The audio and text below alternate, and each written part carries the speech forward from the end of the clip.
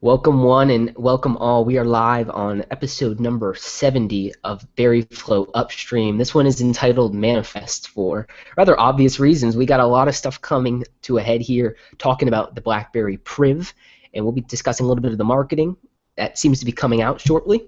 But first, I want to introduce our guest. Today we have with us our BerryFlow editor, Mr. Dallin Crump. How are you doing, Dallin? Hey, doing great. Thanks, James. Great to have you on. Alex Bass is also here with us as well from Cyberbytes Inc. How you doing, man? What's going on? Just trying to get through the weekend rather, you know. You guys don't see this, but Alex is actually wearing white pants after Labor Day, so you can give him some heck for that. As well, we have the editor-in-chief of crackberry.com here as well. How you doing tonight, Blaze? I'm sick, but I'm here, so that's all that matters. It seems like we're just passing it around. I was sick last week. You're sick this week. Alex is probably sick. Alex probably had the worst of it. He went on a camping trip and got sick, so. Yeah, it's pretty rough. Poor Alex. Well, at least the Priv may actually launch on Verizon, so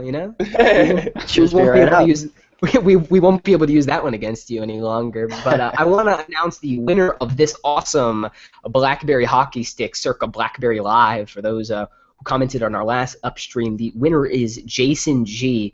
So Jason, congratulations on winning this. We will be shipping this out your way probably on Monday, which is going to be tomorrow. So congratulations, and thank you everyone who participated in the little contest we did for episode 69, which was Bide. I want to do some quick housekeeping on anyone who has any ill feelings toward us and the cast here. I mean, we put out an editorial early today. Dallin and I actually worked back and forth on what the headline should be, so I feel bad that it got some negative feedback. Really, we were looking to do an article that talked about what the perceived mentality and notion behind Priv by BlackBerry was. So, if you don't like a headline or something like that, the constructive thing to do would be to reach out, send an email. If you flame in the comments, it's just trolling. If you have a constructive comment, you can put it in there. But please, if you dislike something like this in the future, reach out, send an email. We can do a letter to the editor and publish a formal kind of response in what your feelings are. That would be the mature thing to do. Again, I will defend Dallin in his article. I put it as an editorial. BerryFlow is totally behind it. So, Dallin, tell us about this article and why you wrote it and what your kind of state of mind was when you did so. Well, I'm curious now because honestly I slept all day and I didn't actually read the article as of yet. So I'm like, what's going on? yeah, it got some interesting reactions. It was like pretty polarized. Either people loved it or they hated it. And so just to give you kind of an idea of what happens when I put together an op-ed like this, this isn't the first piece that I've written for BerryFlow or the first piece that I've written, on my own blog. But I don't write these pieces with the intent to troll anyone or to get clicks or whatever. This is purely just a construct of my mind and what I'm observing and what I'm feeling at the time that I write the piece. That's it. It's just meant to get. It's more like an exercise for me to just kind of crystallize what all the ideas and stuff that are floating around in my brain, trying to make sense of it all. So there is no malicious intent or otherwise behind this. It's just simply me stating what I'm thinking at the moment. So the idea behind this is, look. So I was pretty resistant initially to the Priv. Hated the name when it when they first announced it. I'm like, Priv, really? I'm starting to warm up to the name. I'm starting to warm up to the idea. And the more I see about the phone and actually see how the phone works in operation, which we're going to discuss a little bit later, some videos that have come out, I'm warming up to the idea. But more than that, I really believe that it's the next logical step, for BlackBerry's handset business. It's really the only direction left that they had to go to try to save their handset business. I truly believe that. BB10 is awesome. I love BB10. I'm rocking a Z30 right now, and it's great. It's wonderful. It does so many things well, and it does what I need. But at the end of the day, BlackBerry has to go where the customers are. BlackBerry has to listen and go where they are and try to do that to save their handset business. So I just tried to crystallize those ideas in that piece that was published today. And I'll back you up here, and that the article was very positive actually. If you look beyond the headline, really the headline conveys the underlying tone of the piece, and that Priv is perceived as BlackBerry's last chance at revitalizing that said handset business, and that Priv for BlackBerry stands for much more than just the handset, right? It stands for privacy, privilege, that those two things that security can enable. So when we say that BlackBerry's last gambit is Priv, we're not talking so much about the handset as much as the idea of privacy and security and what it can enable for end users. So again, sorry you didn't like it. We're going to leave the headline as is. We're going to roll on into our next topic. Let's talk about the very, very impressive introduction of Priv by BlackBerry. We saw a video come out from Carphone Warehouse showing off a pre-order, and an early registration of the device went out a couple days prior. But BlackBerry did a phenomenal 40-second, I think it was like 41-second hands-on introduction of Priv, and it looked like Michael Cluley at BlackBerry had been teasing a little bit of this on his Twitter months back. So Alex has queued up the video here for us, and we're going to let it run through. Very, very interesting video, and I've got you locked on, Alex. It's kind of interesting. I'll frame the video for those watching or for those listening. The video does a good job of convincing you that like this is a modern, all-touch, Android-powered BlackBerry. And it's taking you through Hub, which obviously shows off some of the BlackBerry 10 features. But then, bam, you slide up and you get that physical keyboard. So right when you're convinced this is a modern all-touch Android, BlackBerry kind of throws that curveball. We see Google Maps, we see BBM on Android, and we see some pretty solid performance, as well as that touch-enabled keyboard where you can flick up words. Again, very simple, very short video. A really great introduction to what looks like an awesome device. When this video came out, what were some of your guys' thoughts and impressions? That was basically when I saw it. It was like, that's the kind of video that we probably needed like a month ago. Yeah. But, you know, BlackBerry is pretty much going to do whatever they want to do in their own particular time. Like, there's a reason why we haven't seen any of this stuff yet, and that's, you know, mainly because BlackBerry didn't want to go ahead and put it out as of yet. It wasn't their time. But I think the bigger and probably more important thing than this one particular video is that everything else that came at pretty much the exact same time. The video itself, just to speak towards the video itself, you know, it was a great look at the device, and I think it came from pretty much a BlackBerry user. So as you can tell just by watching the video, you see things that you've wanted to see that weren't present in the previous leaks. So everybody gets to see how, you know, how one way that the hub is essentially accessed by using the launcher button there. And just to be clear, there's obviously more ways that you can access the hub. You don't specifically have to go ahead and use that one particular button every single time that you want to access the hub. You know, it showed off the hub. It showed off you know, the maps and stuff like that, because there was always a big concern with Google Maps between people. I think that was, you know, maybe not necessarily something that everybody wanted to see. Like, not everybody cares about Google Maps, but it just showed the simplicity of being able to go ahead and transition into things almost like, you know, like the hub and essentially the flow of BlackBerry 10. So, you know, it was an easy transition, which is something that BlackBerry 10 users obviously wanted to see if they're planning on moving into the Priv, which is, you know, how easy can you transition into applications compared to like BlackBerry 10. You know, it showed off the keyboard, which is obviously going to be a huge thing for anybody who plans on moving from BlackBerry 10. So especially Passport users, if you're a Passport user with the trackpad sensitive keyboard, you know that that's being carried over. Just by watching that 40-second video, you can see that that is automatically there. You get the flick up on the screen and stuff.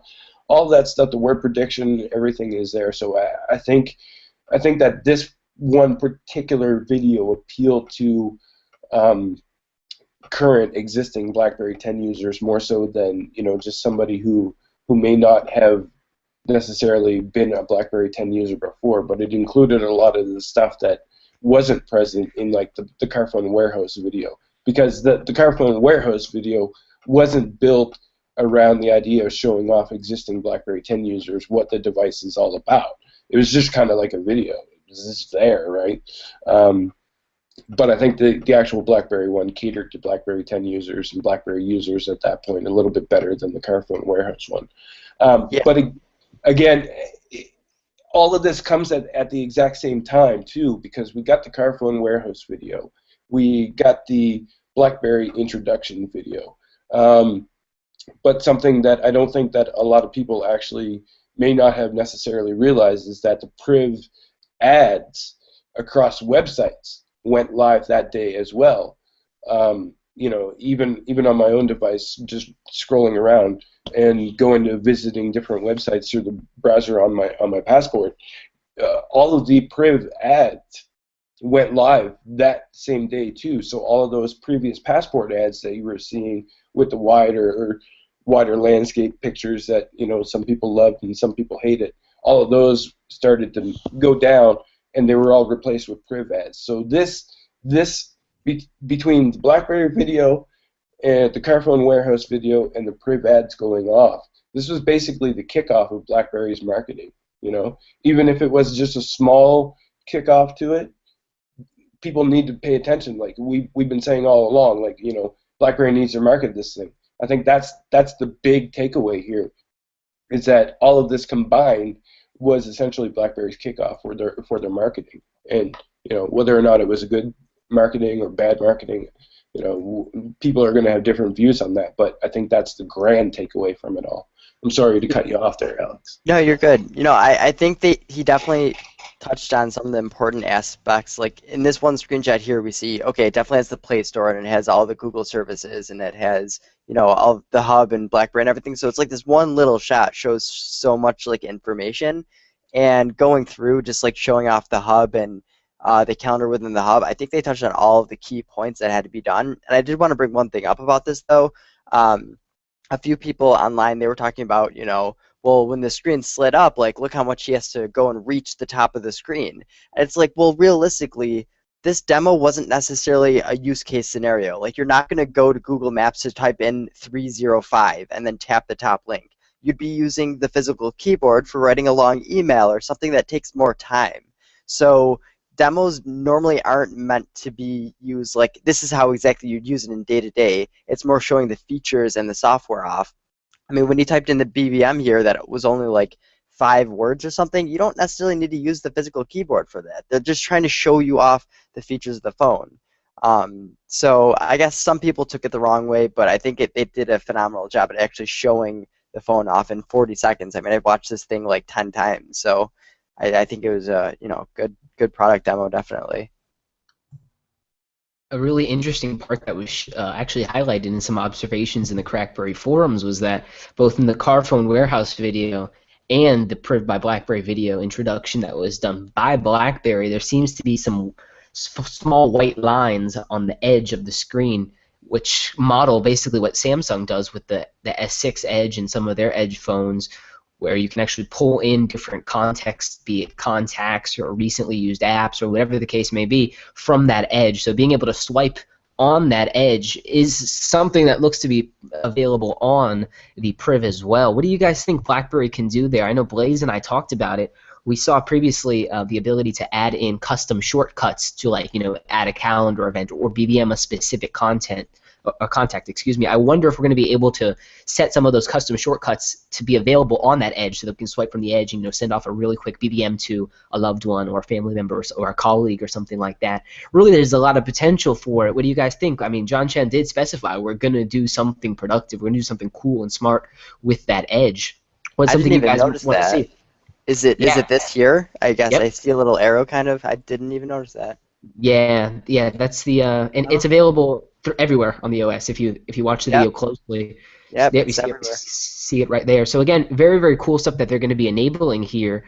Dallin, what's something you'd like to see maybe available via that edge and a potential gesture therein?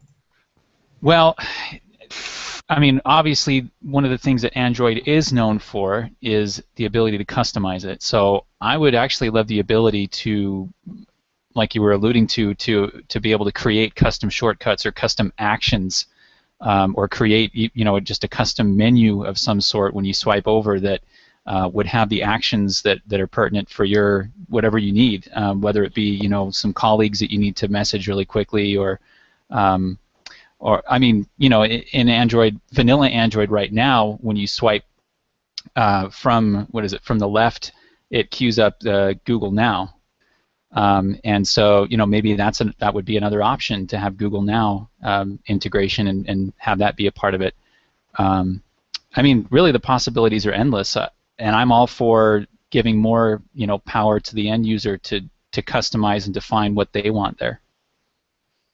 You were previously using a Moto G before coming back to your Z30. What were some of the things that made you, go to Android for one and then come back to BlackBerry 10? I guess what I'm asking is, in the Android experience that you did experience, what were some of the drawbacks that I guess may transition? And I say may because we don't know what kind of customizations BlackBerry's done to their version of Android. But what were some of the setbacks of Android versus BlackBerry 10 that have brought you back to your Z30? Well, so I always, I try to make it known in my writing that I'm what I call platform and brand agnostic. I'm not a brand loyalist. I love technology. I love testing it all out, trying all the different platforms, and learning about the inherent strengths and weaknesses of each of them, so that I can actually speak from personal experience and try to have some type of objective point of view. But that said, I always gravitate to the devices and to the technology that seems to work best for what I need and for me. And for the past 2+ years, that's been BlackBerry. It's been BB10.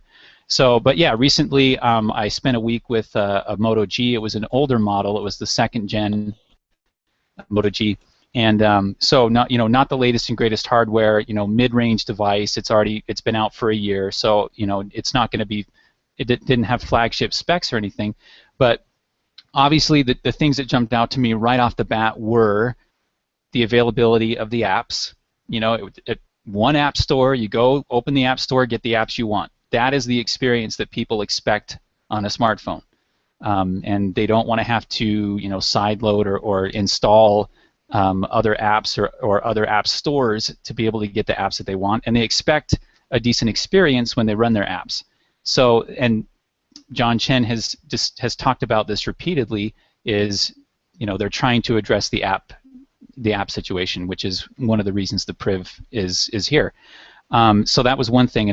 But a couple of the things that I didn't like were the ability to multitask. Right? If you're constantly going back and forth, like I maintain several BBM channels, and I post content to these channels, and I search the internet for this content that I can share on these channels. Like I have a Scenic Utah channel, and so I look for really cool images and information about the state of Utah, and I post that to my channel. So when I'm trying to look on in a browser and search for content and search for photos to post to my channel, and I'm kind of going back and forth posting that content, it's so much easier for me to do it in BB10 because of the active frames, right? I've got my active frames open. I just, with the gestures, I can easily go back and forth. With Android, using the default task switcher, there was a notable lag, and it was probably just the older hardware of the Moto G, but it was a lot more kludgy, a lot more cumbersome experience to do that, and that was one of the things that drove me back. I mean, there's several other things. One of the things I did like was Google Now. I mean, if you use Google services and Google products, the integration with Android is seamless. It's great. You can get some amazing usefulness out of that. Just the ability to, easily track packages that you're getting. You order something on Amazon or whatever, it sends it to your email, and automatically a little card pops up in Google Now that says, "Here's your package. You want to track it?" Whereas, with BB10, I have a separate packages to go app, but I have to manually enter that information into the app to track the package. So it's just little things like that, little advantages and disadvantages that it really depends on what you want in a phone and in an operating system. I just came back to BB10 because it does more of what I want right now. I'm glad you're back. I'm glad, and it's funny because you're coming back to BlackBerry 10, but you're going to probably end up on this Android thing eventually. You seem the type to me that's going to probably sit and wait, see how the device is, how it's received before you make that jump. Blaze, I believe you have a Moto G as well. Is that correct? Yeah, I got one of the 2015 ones that I have here. And would you echo some of the same sentiments in terms of that experience with Android? Yeah, really, I probably the only difference that I could um, pinpoint between Dolan's experience would probably be with Google Now, because I do have the upgraded hardware, and the more RAM that's there, and Google Now is significantly faster. The higher the specs that you go. Pretty much everything that he said is pretty much on par with exactly how I feel about it. And I've said before that I don't, there are certain scenarios that I don't even necessarily like Android. And sometimes when it comes down to the multitasking and stuff like that, there is a little bit of a difference between lag there compared to what you get on BlackBerry 10, because as everybody knows, you can just simply fly through BlackBerry 10. The problem was never in regards to how BlackBerry 10 worked, because BlackBerry 10 itself works absolutely amazingly. It's just it doesn't have the apps or anything like that to maintain people's interests, and that's really the problem. There's absolutely nothing wrong with BlackBerry 10 as it is, except for the app situation. So yeah, absolutely agree with Dolan 110%. And I'll add in another 25% in there. Yeah. On top of that, I want to go back to Priv a little bit, because we're talking about Android, unfortunately, and we all wish we were talking more about BlackBerry 10, but there's only so much that can be said, right? Let's talk about that battery. On the registration page, definitely check it out if you have not already for Priv. Really, really cool that they teased a little bit of features and some of the software and hardware specifications. We're looking at 3410 milliamp hour batteries. That's only 40 milliamps less than what we have in the 3450 milliamp hour battery on the BlackBerry Passport. So Alex has queued up the screen for us here. And again, put your information in. A lot of those first initial videos that we were looking at were actually sent via the email list that was submitted here. So submit some of your information if you want to get the latest updates on availability, pricing, etc. for Priv by BlackBerry.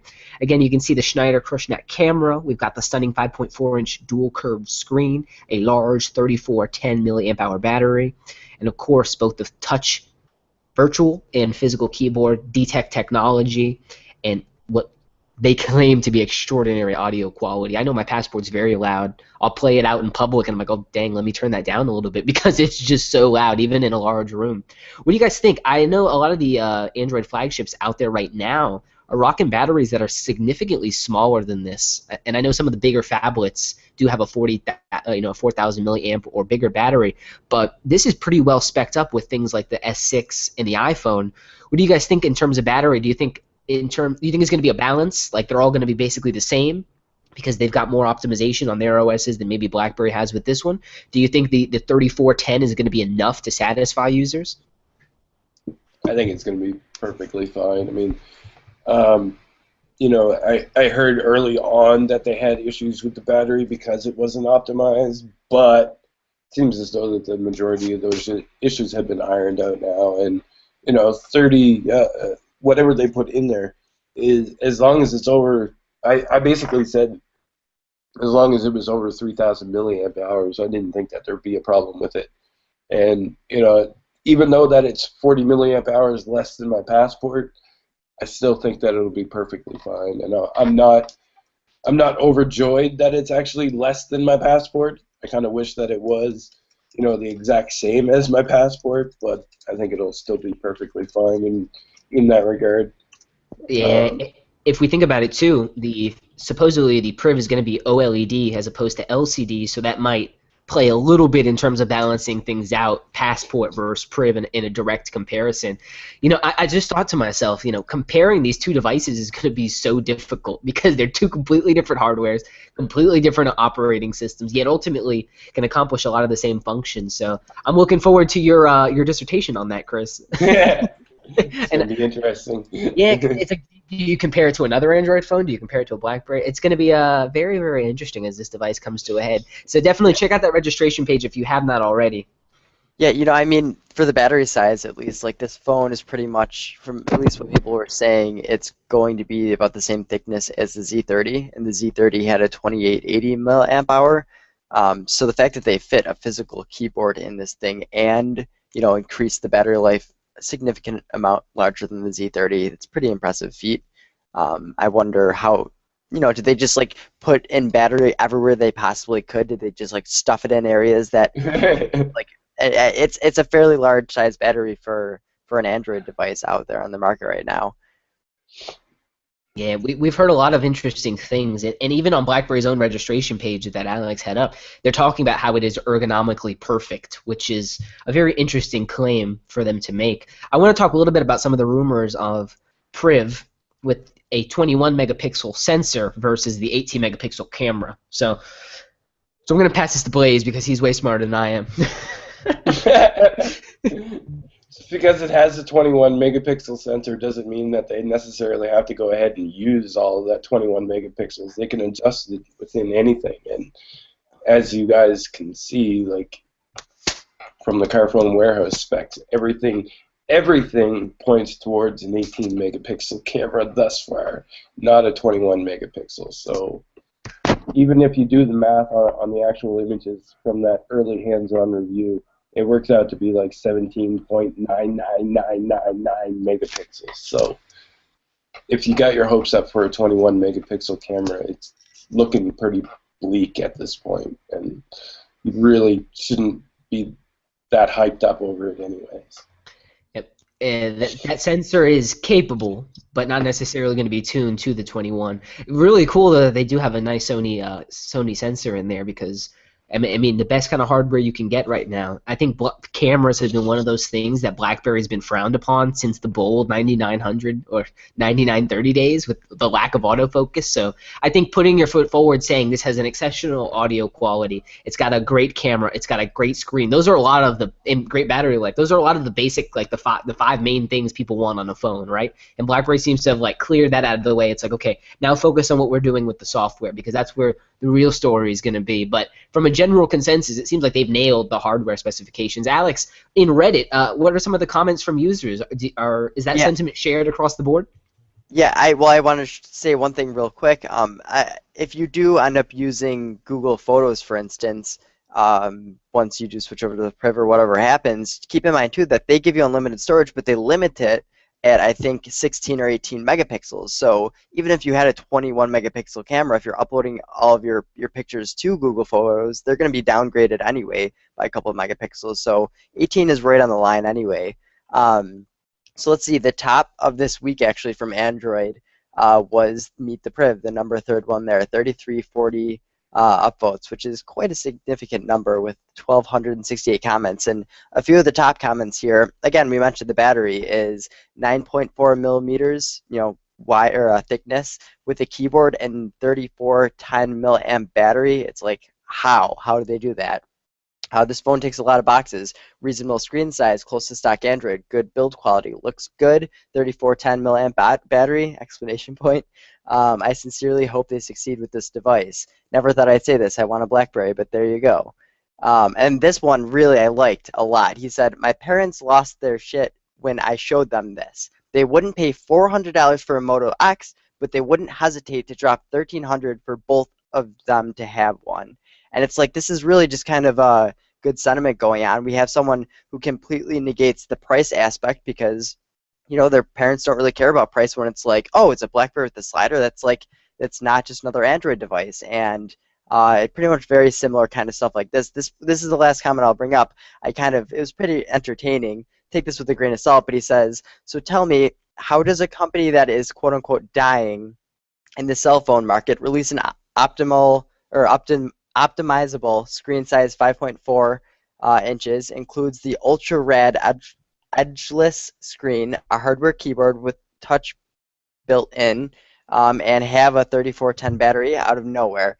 Is there a reason why this quote-unquote dead cell phone company has included almost all the features we want when we are on the 6th Galaxy that still has a 2600 milliamp battery that can't last us even 14 hours? So it's like someone kind of, you know, they're like, where did BlackBerry come from? And how did they check all of these boxes for Android when we've had Samsung doing this for 6 years now, and they still haven't even managed to do it? So it's just a lot of great sentiment is coming in from, some hardcore Android fans here. So it just kind of looks good, a little bit exciting.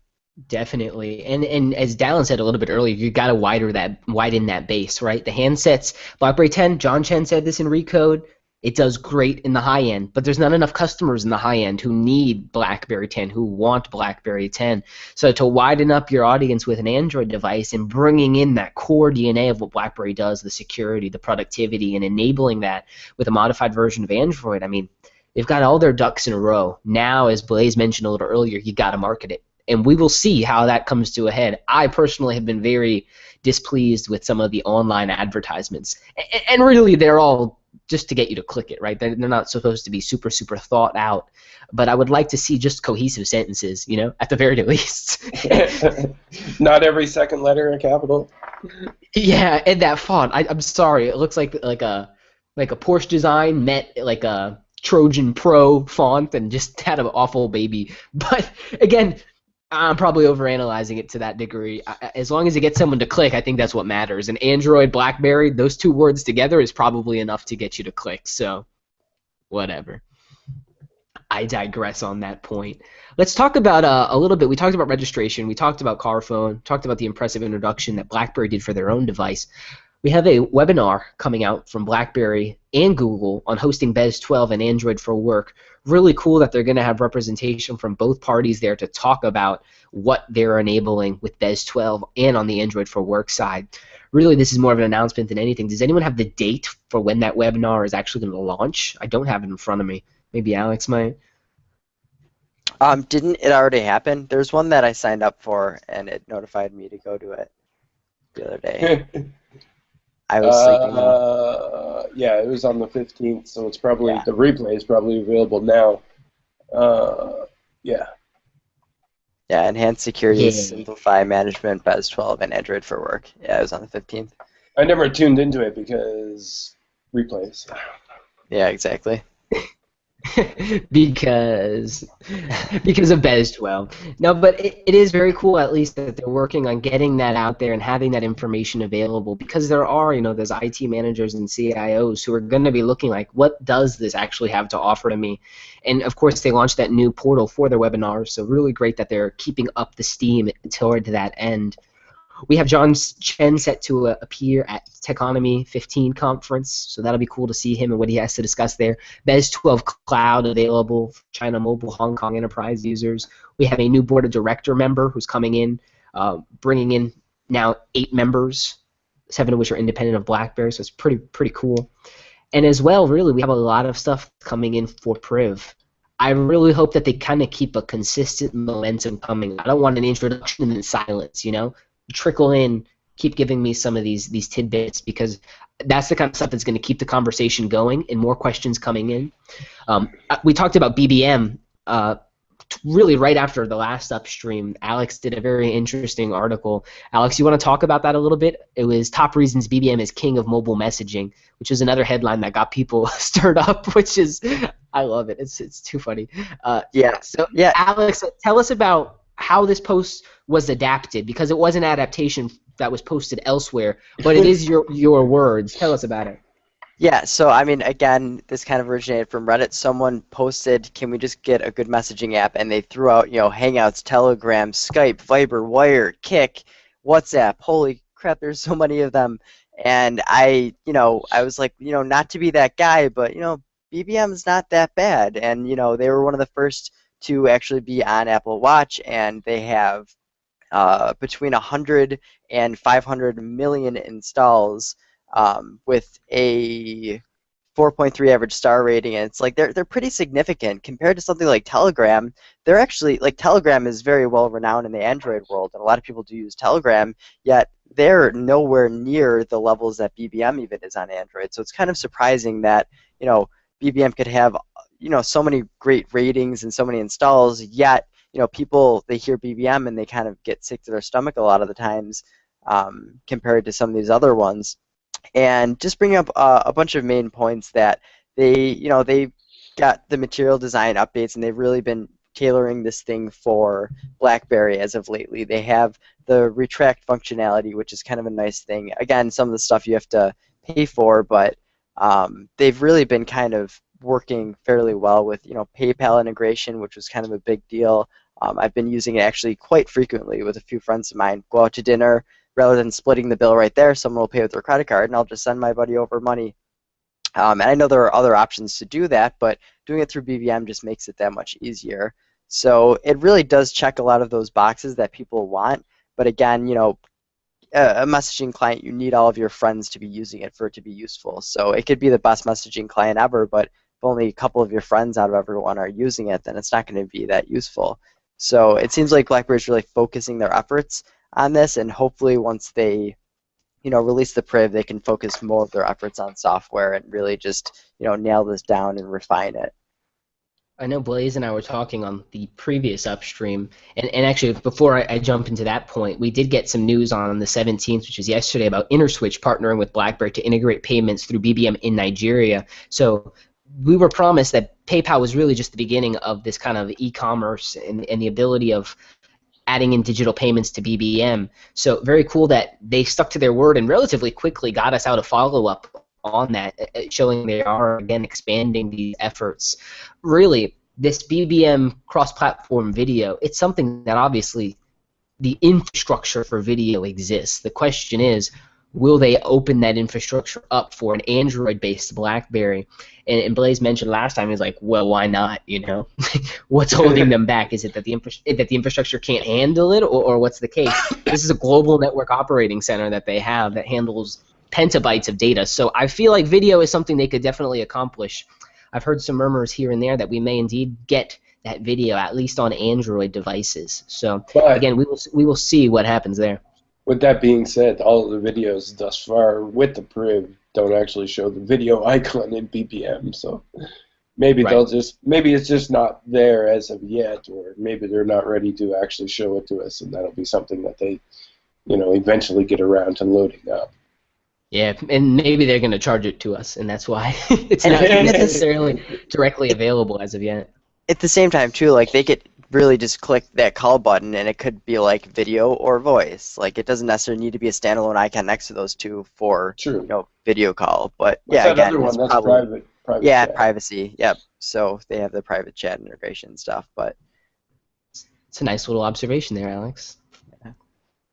I knew we brought you on for something. Just kidding. Even sick Alex has his moments. Yeah. So what I want to do at this point is kind of transition. Alex, if you would, I want you to load up the our BBM channel, the private one for our patron supporters, because we had a lot of good questions, and they will help us with the end of this conversation, because there was quite a few good ones. Really, really interesting stuff that people are kind of my BBM channels is broken. Yeah. Let me get it loaded up here, Alex, and we'll go through some of them. It was very, very interesting, some of the comments and questions that we got there. I was surprised by some of the honest questions that were posted, because these are things that I've thought myself and really didn't really have an answer to. So pretty interesting stuff. We actually got about 25 different comments from our patron supporters. So thank you guys for supporting us and getting us the ability to answer these questions. So first one here was from Ahmed. Priv, 2-megapixel front-facing camera, sick face, car phone warehouse, better be wrong about this. Again, we don't necessarily know whether those specs are 100% confirmed. A release date for that device, which was also mentioned, some speculation was wanted there from Kevin. A release date for the pre-orders looked to be November the 6th. Now, whether that's going to be a launch date or some early availability for the device, we do not know yet. So let's sit tight until we get some official information from BlackBerry on that. I would be pretty baffled as to why you go for a 2-megapixel camera when everything else is top of the line in terms of specifications. It just seems like, why? I mean, of all the things, right? And it would make sense if you're going to make BBM video cross-platform that you want a good megapixel camera to back it up. Otherwise, the experience would be awful and people still won't use it. So well, that's part of why they improved the front-facing camera on the Passport Silver Edition. So yep. You know? Selfies are important, and even groofies, as Blaze likes to mention. Groofies. We're going to take a groofie here one of these days. So that was a Mud's comment. Very, very interesting kind of question. We had another one here, which I found hilarious, and I want to see what Dallin thinks about this one. Ahmed asks, do you think we'll be able to sideload BlackBerry 10? No. No. Survey says probably not. Sideload BlackBerry 10? No. I mean, there's more of a possibility of having a BB10 variant of the Priv than actually being able to sideload BB10. And even that is a very slim possibility. So we've cleared the air on realize it. You're not getting a BB10 variant. I'm sorry. Just chill. I'm sorry, the truth. I'm going to get angry emails and tweets and BBMs, but you're not getting one. We all are. Oh, no. Here's the thing. Look, I love BB10. BB10's awesome. It's great. It hasn't made BlackBerry a single dime. They haven't made any money off of it. Look, they've got to do something that will help them make money to save their handset business. It's a very simple thing to understand here, and if BB10 isn't doing it, they've got to do something that does. Yeah. So it doesn't make a lot of sense for them to keep pushing that if people don't want it. That's kind of how it is. Period, point blank. And again, there is a place for BlackBerry 10. The market just isn't big enough. There's not enough governments. There's not enough regulated industries. Now, in the future, the potential for that industry to grow may actually come to a head, but right now, for this handset business to keep going, they need to revitalize it. So, again, probably not going to get that BlackBerry 10 version. Sorry, don't hate us. We're just the messengers. Kevin asked, speculation around release dates. We got Carphone telling us November the 6th. What do you guys? Just toss a date out. Just guess. I'm thinking November 16th, 19th, something like that. Do we get a prize if we guess the right date? Yeah. You're going to get a pat on the back, and we'll put another bad headline out for one of your articles. That'll be hate mail. Love it. Yeah. I'm going to link like a direct email down your grievances. I want to say November 18th. 18th. Yeah, 18th. I'm on the 19th. Chris is on the 18th. Alex, toss a date out, man. When's Verizon gonna get this thing? Oh, Verizon? Oh, I'll get it a month later. 2016. Yeah, I feel like it's gonna be like a 23rd kind of thing for Verizon. It's gonna be a little bit later. Maybe in Canada or something it'll come out, 17th, 18th, 19th. And then let's say that Monday. Let's go Verizon. I think, honestly, though, I would be genuinely surprised if anybody is opening up Priv on November 6th, as per Carphone Warehouse. I will be very surprised. At this point, right now, on this evening, I would be tremendously surprised if anybody is opening up. That may change next week. It may change after I get off this podcast. But right now... Normally stuff like that does happen after option. Yeah. Yeah, as of right now, it's not looking like... And again, I want to make sure for BlackBerry's sake that this software is, good to go. So if you need another week, whatever the case may be. Kevin, thank you for supporting us. That is our speculation for you. Middle to end of November is where our consensus is. We had another one, very, very interesting question, and I want to direct this one at Dallin. This is from Johnny over in the UK. After poor enterprise sales of BlackBerry 10 phones that rely upon BES 10 and BES 12 to fully manage them, Priv will be the first BlackBerry phone that doesn't necessarily have to be managed by BES with a license fee being paid to BlackBerry to use some of the enterprise functionality. Do you guys see this as a positive or a negative for BlackBerry's return to profitability? Is it too commercially secure? From what we've seen thus far and what we've read from Mr. Kleidermacher on Inside BlackBerry, do you think it's going to stop BlackBerry and inhibit them in their return to profitability? That's a good question, and quite honestly, I don't think we know the answer to that yet. We don't know the details of the underlying software and the stuff that BlackBerry has built into it beyond just speculation or beyond what we've actually seen in the video demos. As far as BES integration and other MDM management solutions, third-party solutions, or other solutions. We don't really know. I don't think it would hinder BlackBerry. I don't think it would eat into their profits. Quite honestly, I think the Priv has more potential to be a profitable device than any BB10 device has. Just for the simple fact that it has broader appeal. I mean, people instantly know they're going to get the apps that they're used to getting on any other Android device. That right there is a major obstacle that they've overcome with the Priv. And as far as in an enterprise setting, more and more companies are going, bring your own device. But a lot of businesses are going Android just for the simple fact that it's relatively inexpensive, it's easy to manage, easy to customize, and so on and so forth. So the Priv is just another option for those enterprises that have already decided to go Android, and but it's a more secure option. It'll be a more appealing option to them, and it'll be BlackBerry. It'll be a familiar brand, a familiar name that is synonymous with privacy, security, and productivity. So I think if anything, it has the ability to upsell, right? I mean, that they can buy their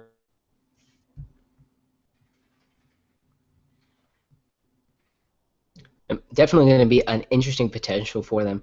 I mean, if we look coming ahead here, if the enterprise sales teams are going out and trying to sell BES 12 and people are opting for either an iPhone or an Android device, at least now BlackBerry can offer an Android device toward that end to help their enterprise sales. So either way, I think as Dallin mentioned, there's a lot of potential upsell that could happen there. We got another question from one of our patrons, Sam, over in Australia. Good day, mate.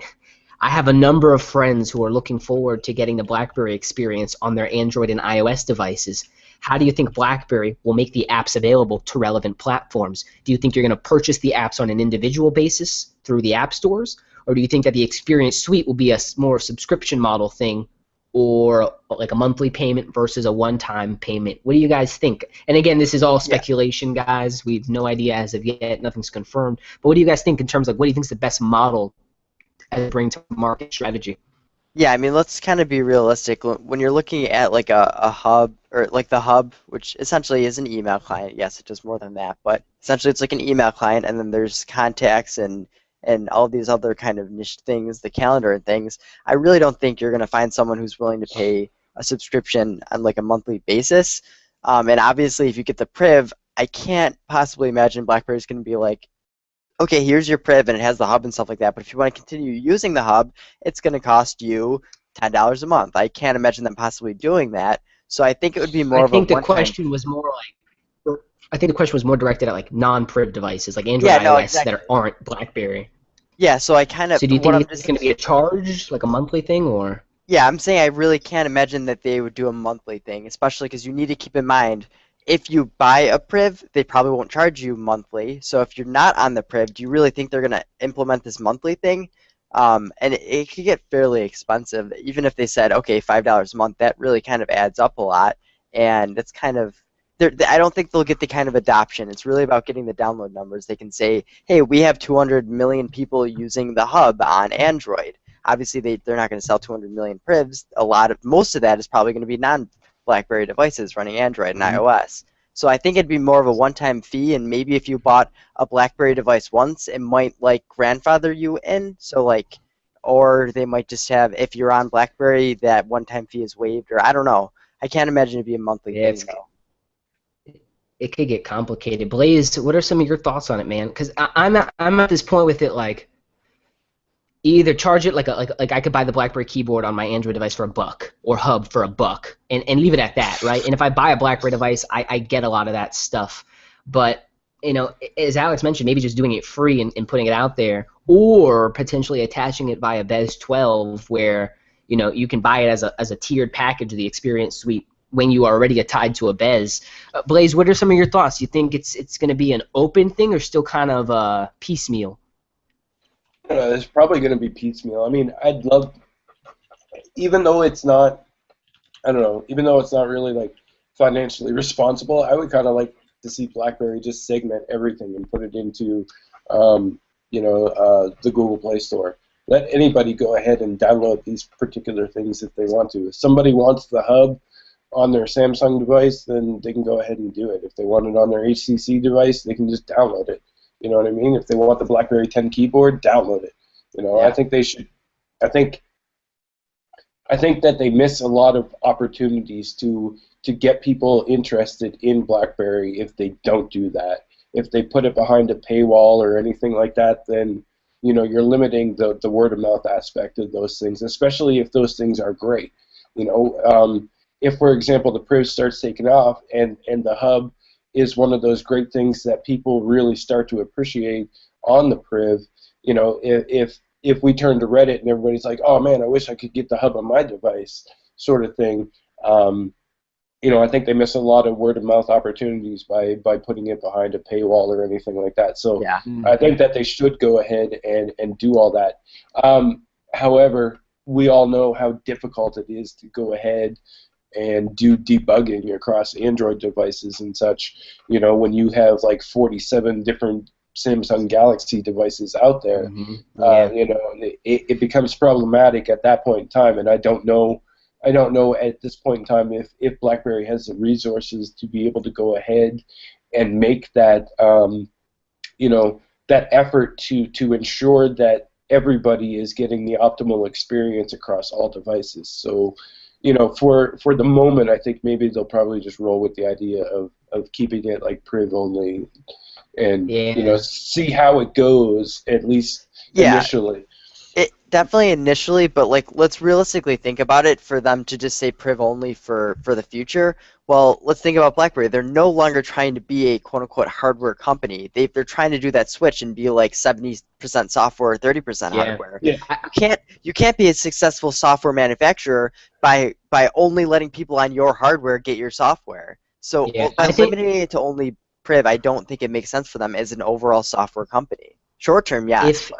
If what they're doing with like the good technology acquisition and their whole EMM strategy, if they were to sell it strictly through Bez, at least again it would kind of BlackBerryify an iPhone or BlackBerryify an Android, as well as controlling the potential user base who's using it, so your debugging may be less because they only would support a certain OS version and above, maybe initially, right? So you roll out the Experience Suite, it's a Bez 12 add-on, and if it gains traction, that word of mouth between enterprise users, hey, I'm using this great productivity app. So are you saying it wouldn't be consumer? It would only be through Bez, is what you're saying in that route, or? Yeah, I'm saying a lot of the stuff that's already mentioned in the BlackBerry Experience Suite is things that are either built onto Priv or are very enterprise. So like VPN authentication, that's something that's so enterprise. I mean, why does a consumer need that? There's a lot of, if you look at what the overall Experience Suite offers, a lot of it is a blend, things like that, where it would make sense cross-platform, but maybe not yet.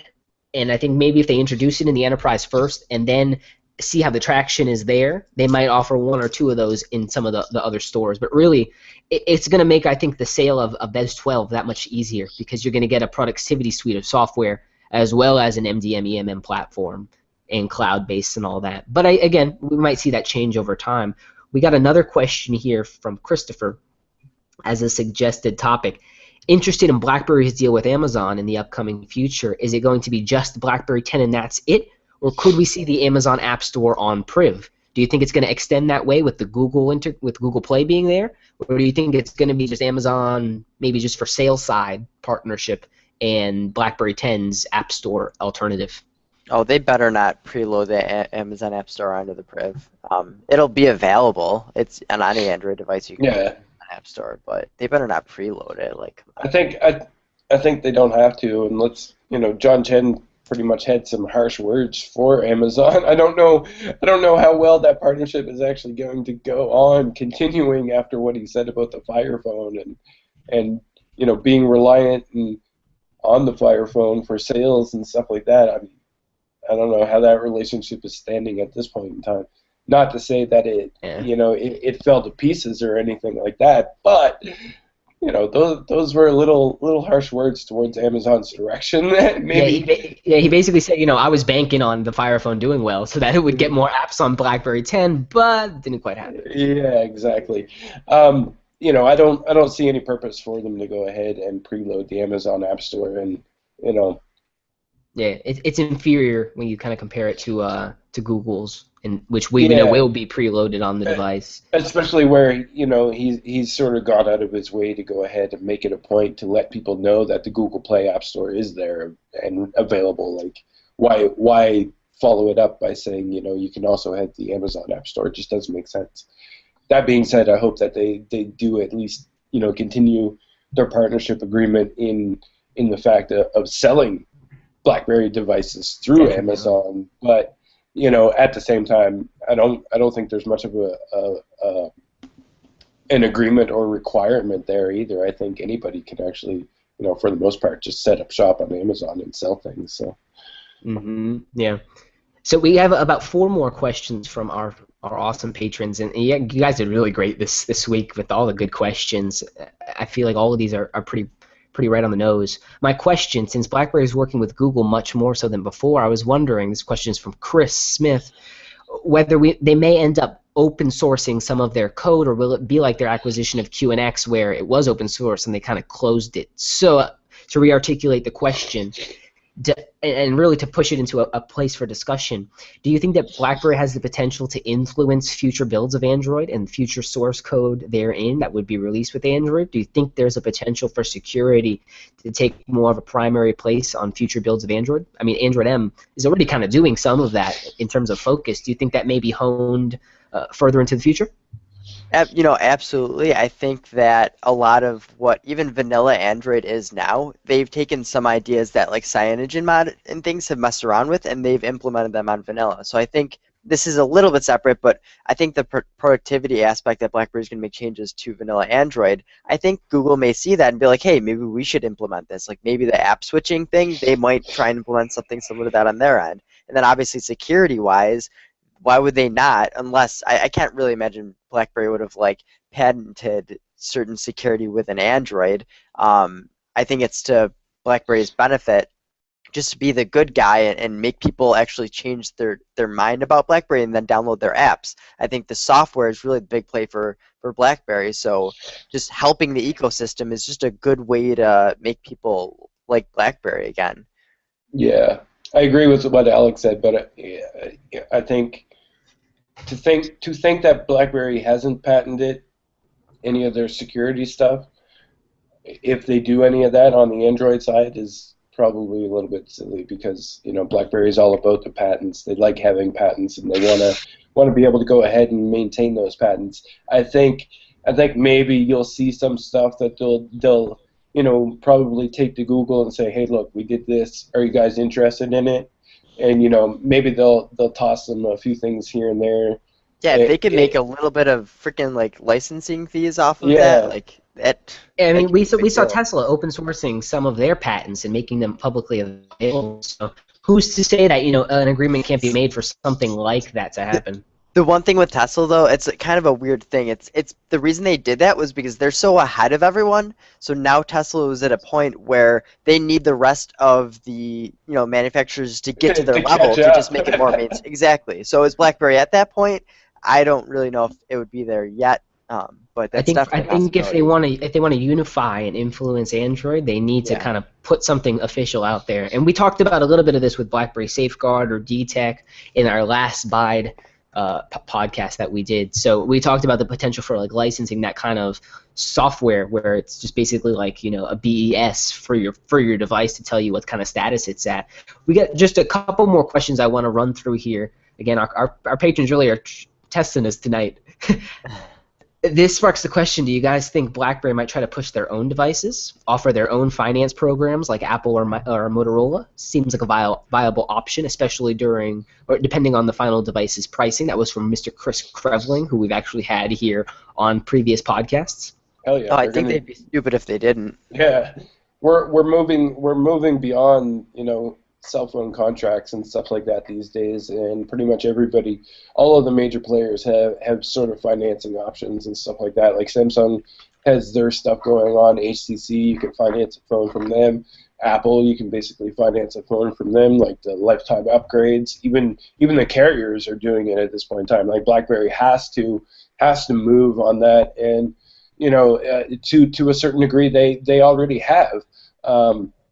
with their agreement through PayPal and stuff like that, so that you can basically just pay with PayPal and then pay off your PayPal account at that point in time. So we've already seen some of that happening on a lesser scale than Amazon or HTC and stuff.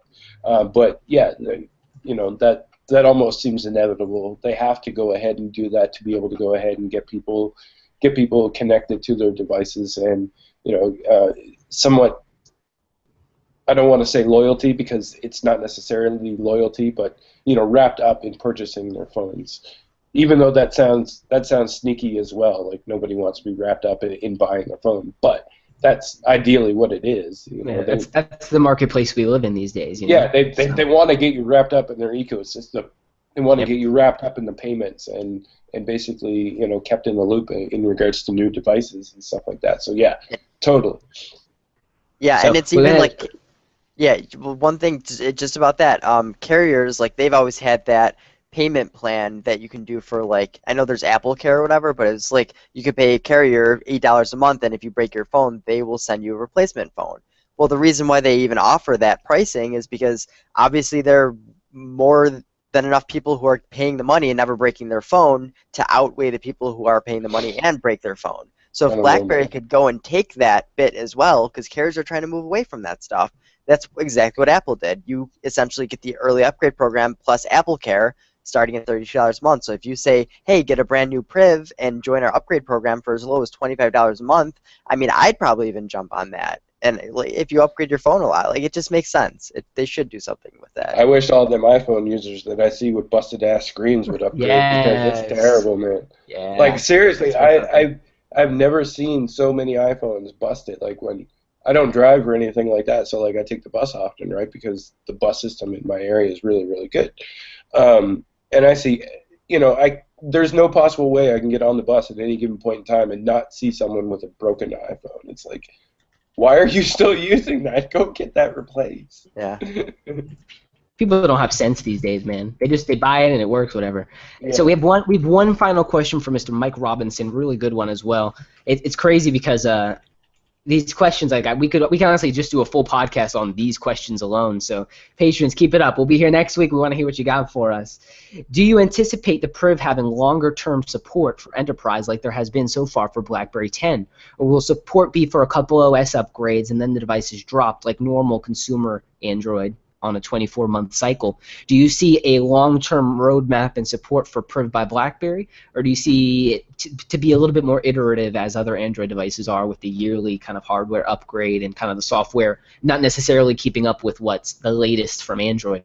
That's a huge question that's been asked, at least on the Android subreddit, like huge, huge, huge, huge. And, that's something like the Moto has been blown up lately that they promise, like, we will be the first to upgrade to the newer versions and such. And I guess the Moto that came out less than a year ago is already EOL. Like, they're not upgrading it. And people are flacking on Moto, and they're really hurting their brand. So I think if BlackBerry actually is one of the few manufacturers that does continue upgrading the phone, after it's been kind of outdated for 2 or 3 years now, I think they could actually stand out as one of the Android manufacturers that care about their hardware and software, and that can actually make them stand out by continuing to upgrade their software longer than the competitors are. So I think they should. That'd be a great way to stand out. Good answer. But the thing with that as well is that when you become an Android provider, you're sort of bound by Google at that point in time too. Because let's say, for example, three versions down the road, Google decides to go ahead and put out another OS, right? But that OS, when BlackBerry gets it, doesn't run well on the device.